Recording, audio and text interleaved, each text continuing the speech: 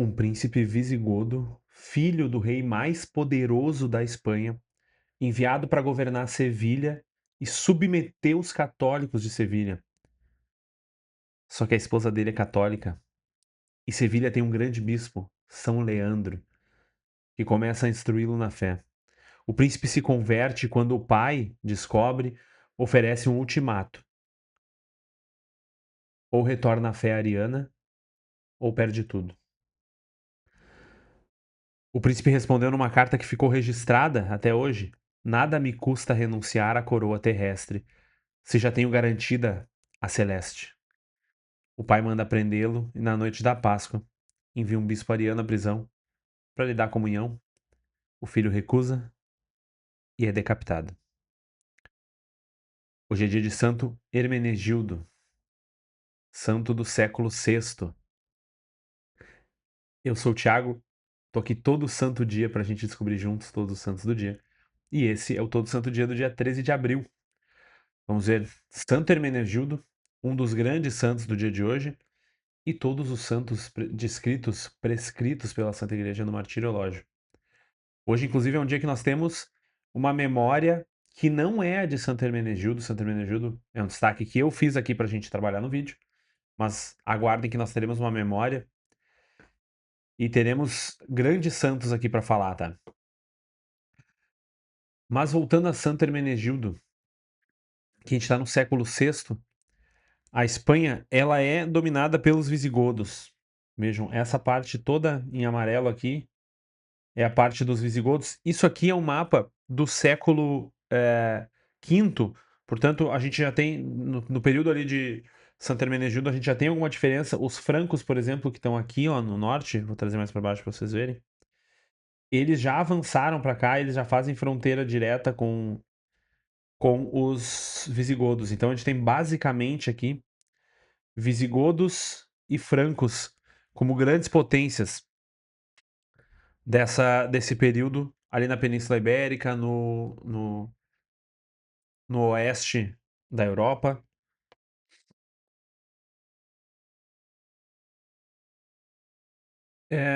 Os visigodos, eles são católicos, são cristãos, não são católicos, na verdade, eles são cristãos, mas eles são arianos.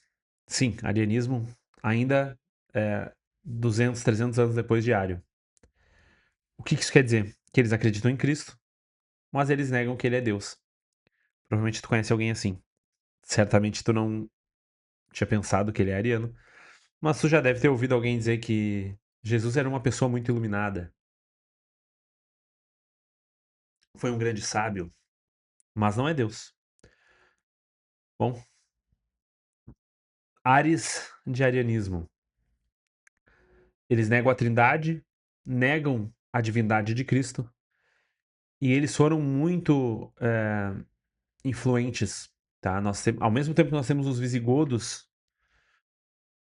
aqui, nessa região, nós temos também os vândalos, que são arianos por aqui. Nós temos diversos arianos dessas regiões que entraram para o que era o Império Romano.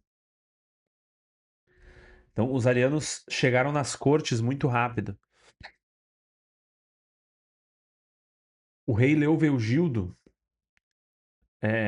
pai de Hermenegildo, era um dos reis visigodos mais poderosos e era ele mesmo ariano.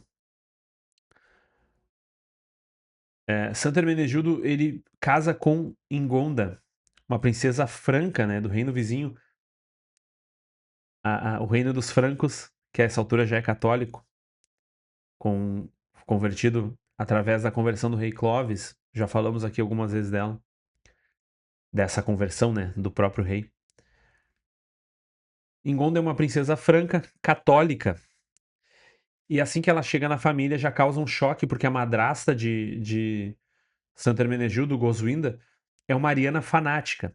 E ela tenta à força rebatizar Ingonda no arianismo. Ela chega a violentar Ingonda, arrastar ela até uma piscina batismal para tentar forçar ela a ser batizada.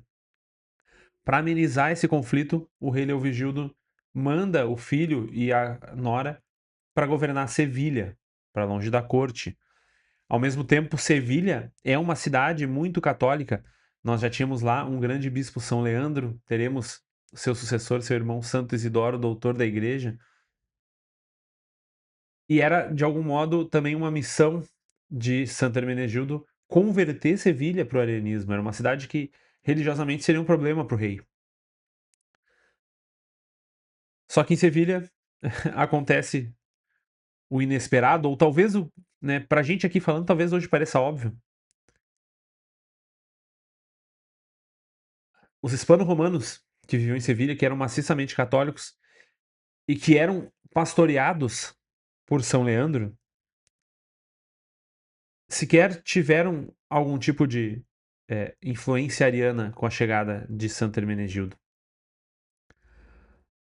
Porque São Leandro começa a instruir o príncipe recém-chegado, instruir ele na fé. A esposa, Ingonda, reforça isso. E aquele príncipe ariano se converte rapidamente ao catolicismo. E até aí a história tá ótima, tá fácil.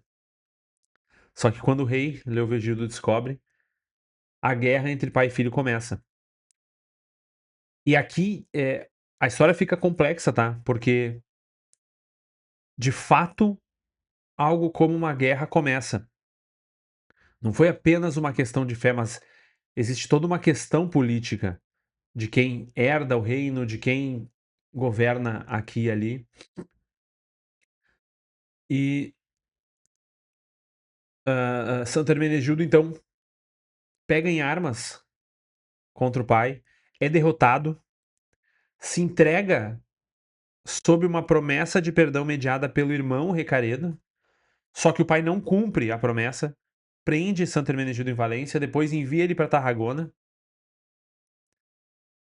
E aqui a gente tem um momento decisivo, inclusive pelo qual a gente provavelmente conhece Santo Hermenegildo, que chega até nós pelo Papa São Gregório Magno, ele grande agiólogo. Na noite da Páscoa de 585, o rei Leovigildo envia um bispo ariano à prisão ao seu filho, Santo Hermenegildo, com a oferta de que, se ele recebesse a comunhão ariana, ele teria o perdão do rei. Santo Hermenegildo recusa. Ele, inclusive, diz ao bispo ariano algumas palavras merecidas. E pouco depois, o carrasco Cisberto entra na cela e decepa a cabeça do príncipe com o machado. Assim, uma coisa na sequência da outra. Sem julgamento, sem plateia, sem nada. Lembrem que, apesar de a gente estar falando aqui de um conflito entre católicos e arianos, a gente está falando daqueles que, até um século e meio antes, eram ditos bárbaros. Daqueles povos que não compactuavam do tipo de vida, do tipo de sociedade dos romanos, com processos de justiça, com processos políticos. A lei é a lei do rei. E é por isso que o arianismo se torna lei, porque os reis se tornam arianos. São Gregório Magno ainda nos conta que nessa mesma noite a cidade toda ouviu uma música celestial e que sobre o corpo do mártir em Tarragona foram vistas muitas luzes. E aí nós temos então talvez o que consolidou, porque até aqui Santo Hermenegildo seria um mártir, seria já certamente um santo, mas os milagres dele começam a acontecer imediatamente. O pai, atormentado pelo remorso de ter matado o filho, antes de morrer em 586, mesmo ano que ele matou o filho, ele recomenda ao seu outro filho, Recaredo, aquele que fez é, o pacto de perdão com Santo Hermenegildo, que Recaredo, enquanto rei, siga todos os conselhos de São Leandro. Recaredo se converte. No terceiro concílio de Toledo, em 589, 3 anos depois, todo o povo visigodo professa solenemente a fé católica. Ou seja, Santo Hermenegildo pagou com a vida a sua conversão O irmão dele se realizou, teve a sua conversão através do trono, e o povo visigodo teve a sua conversão através desses dois grandes homens. Um que não é santo, e Santo Hermenegildo, né? Seu irmão Recaredo, grande rei, e Santo Hermenegildo, príncipe, santo, mártir da fé visigótica e mártir da Espanha. Nós temos, inclusive, quem já tiver visto a capa aqui do vídeo de hoje, nós temos na capa a chamada Apoteose de Santo Hermenegildo, uma pintura de Francisco de Herrera, uma pintura famosíssima. Se eu não me engano, está em Sevilha. Agora já não me lembro mais, eu até, vamos ver. Isso, está em Sevilha.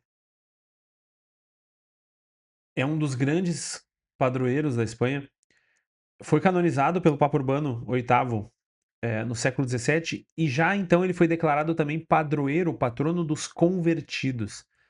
Talvez muitos de vocês que estejam aí assistindo esse vídeo sejam recém-convertidos, tenham chego ao catolicismo agora, não sejam de família católica como eu, não sou de família católica. Ainda que a minha conversão, né, eu sou velha, minha conversão já foi da década retrasada, em 2009. Mas aqui nós temos um patrono para talvez muitos de vocês. Mas além desse grande santo, Santo Hermenegildo, o dia 13 de abril tem mais santos, incluindo um Papa Mártir, que é o nosso destaque hoje. Se tu for na missa hoje, provavelmente tu vai ver uma menção a ele na liturgia. Temos mártires ingleses, temos um arpista que largou o Palácio Real. Mas antes de eu ir para a lista, eu vou te lembrar que aqui do lado nós temos um QR Code para apoiar mensalmente esse canal. Não apenas esse projeto todo santo dia ou a patrona, mas todos os projetos do Hub Católico estão sendo apoiados juntos ali. Então, o Diário de Paroquiano de Aldeia, eh, os reacts, tudo que tá para vir ainda, que tá chegando, em breve teremos novidades. Tu pode apoiar mensalmente ali, ou nesse mesmo link tu pode fazer uma contribuição através da chave de Pix, ali vai ter as instruções certinho. O teu like e a tua inscrição me ajudam muito e a tua oração me ajuda muito, certo? Segue lá no Instagram e no TikTok, não esquece, seu santo patrono nas duas redes. Vamos então ao nosso a memória de hoje. São Martinho I, Papa e Mártir, que condenou a heresia dos monotelistas no Sínodo de Latrão.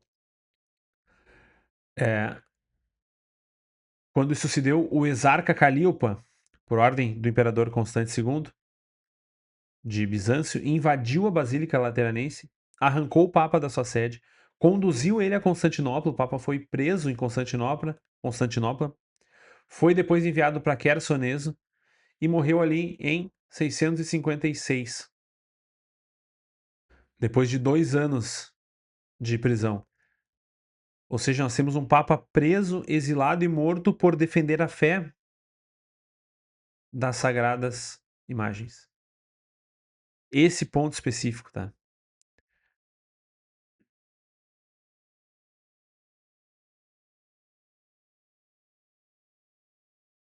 No segundo elogio temos os santos Carpo, Pápilo, Agatônica e companheiros mártires em Pérgamo, atual Turquia. Carpo era bispo de Tiátira, uma das igrejas do Apocalipse, inclusive.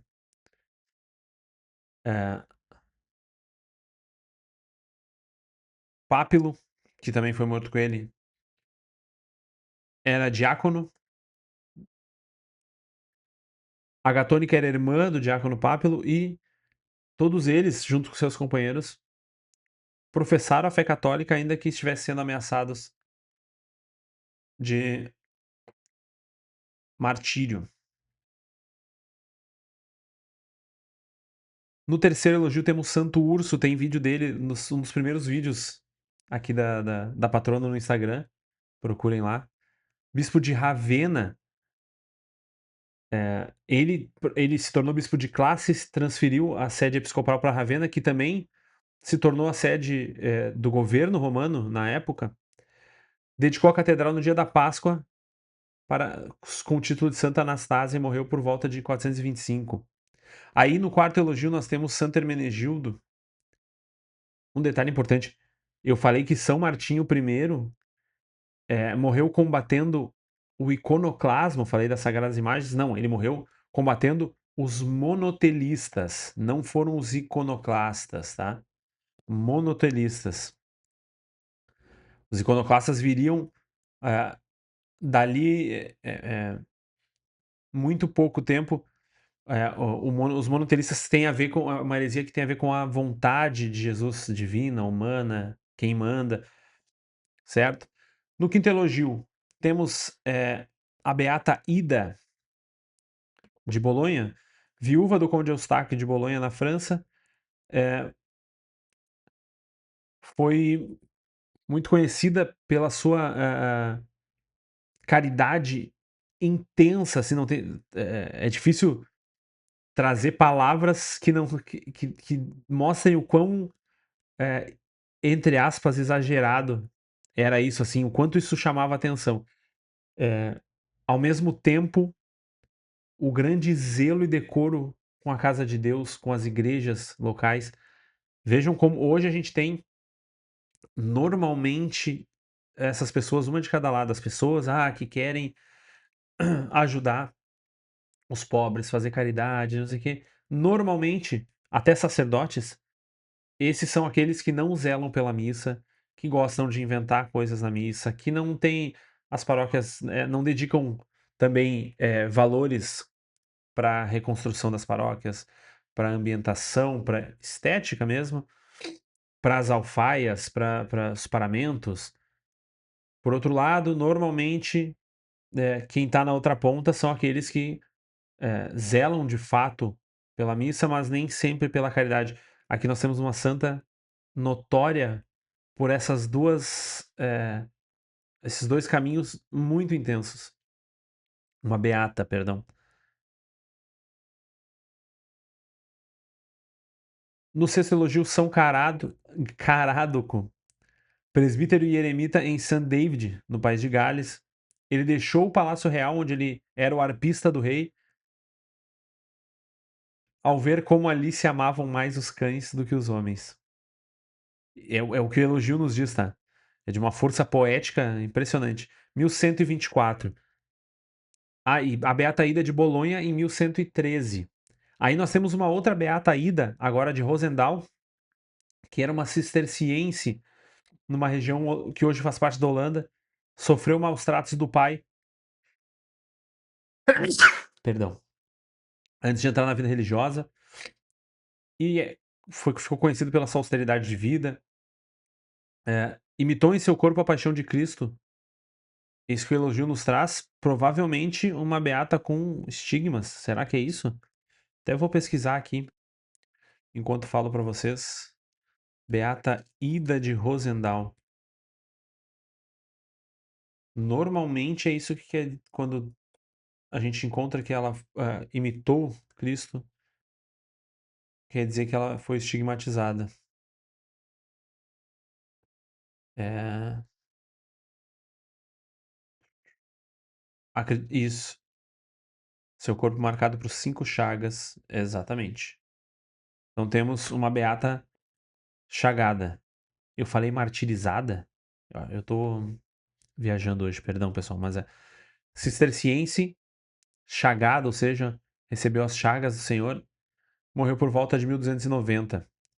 No oitavo elogio, o beato Albertino, eremita e prior em Fonte Avelana, já falamos muitas vezes desse moceiro também, preferiu a solidão às honras e colaborou na conciliação de cidades em conflito, 1294. Lembrem que aqui é aquele período em que as cidades começam a ter grande autonomia, grande poder individual, e se começa de fato uma guerra política muito longa, às vezes levada até a guerra mesmo, até a violência, mas por outras vezes muito diplomática.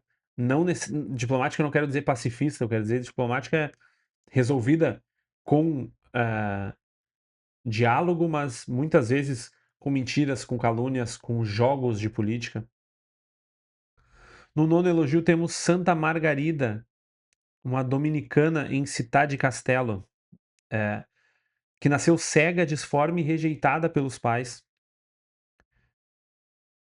e ainda assim confiou em Jesus de todo o coração, morreu em 1320. É uma história que uma santa que foi totalmente abandonada e que confiou totalmente em Deus, que se abandonou totalmente em Deus. Os beatos Francisco Dickinson e Milo Gerard foram mortos em Rochester, no 10º elogio, Inglaterra, quando voltavam do Colégio dos Ingleses em Reims, na França, para exercer o sacerdócio clandestinamente. Foram mortos por Elizabeth I. Já vimos muitas vezes esses casos nos últimos dias. Tem alguns vídeos anteriores que eu falo muito mais sobre isso, então pode voltar na playlist do Todo Santo Dia também. Nós temos também em York, já no reinado de Charles I, mas a mesmo contexto, assim, a sequência da grande perseguição, no século seguinte, os beatos John Lockwood e Edward Catterick, que também foram condenados à morte por serem sacerdotes, mortos em 1642, enquanto Francis Dickinson e Milo Gerard em 1590. O beato Escubilho, que era um sacerdote lasalista, foi para a Ilha da Reunião no Oceano Índico, ensinou incansavelmente as crianças e deu ajuda aos pobres, esperança aos escravos, e morreu em 1867. No 13º elogio São Sabás Régias, que morreu na Guerra dos Cristeiros, mais um mártir cristeiro, morreu em nome de Cristo Rei, em 1927, e por fim o beato Serafim Morazzone, da diocese de Como, uma grande diocese, já vimos muitos santos de lá, que morreu em 1822. Aqui nós temos um beato adicionado já na atualização da segunda edição típica, né? Então, provavelmente ele foi beatificado pelo Papa Francisco ou pelo Papa Bento XVI, tá? Um sacerdote da diocese de Como, provavelmente de vida divina, de vida santa, porque o elogio não nos traz nenhuma grande obra nem nada, então certamente alguém que morreu em áreas de santidade, alguém de vida santa. Hoje o nosso destaque aqui do Todo Santo Dia foi Santo Hermenegildo.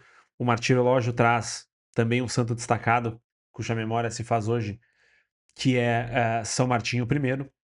E nós tivemos tantos outros santos de linda história. Me conta qual deles te chamou mais atenção.